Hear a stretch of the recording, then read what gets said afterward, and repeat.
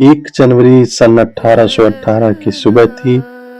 ठंडी हवा भीमा नदी के किनारे बसे छोटे से गांव भीमा कोरेगांव में सन्नाटा फैला हुआ था।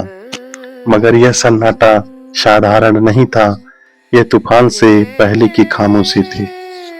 रामू महार अपनी भाली को कसकर पकड़े खड़ा था। उसका दिल तेज धड़क रहा था।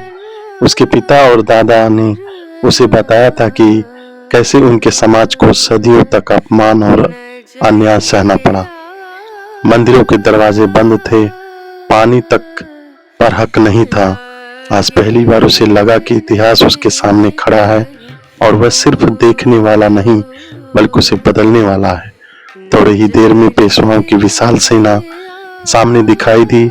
संख्या में भी बहुत अधिक थे, लेकिन रामू और उसके साथियों की आंखों में डर से ज्यादा आत्मसम्मान की आग थी। अंग्रेज सेना की ओर से लड़ते हुए महार सैनिक जानते थे कि यह लड़ाई सिर्फ सत्ता की नहीं, सम्मान की है। जैसे ही युद्ध शुरू हुआ, तलवारों की टकराहट और बंदूकों की आवाज से पूरा इलाका गूंज उठा। रामू ने अपने साथी गिरधारी को घायल होते देखा, फिर भी वह पीछे नहीं हटा। हर वार के साथ उसे लगता था कि वह अपने समाज की बेड़ियां तोड़ रहा है।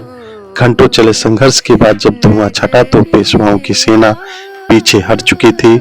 संख्या में कम होने के बावजूद महार सैनिकों ने अद्भुत साहस दिखाया था। रामू थका हुआ जमीन पर बैठ गया।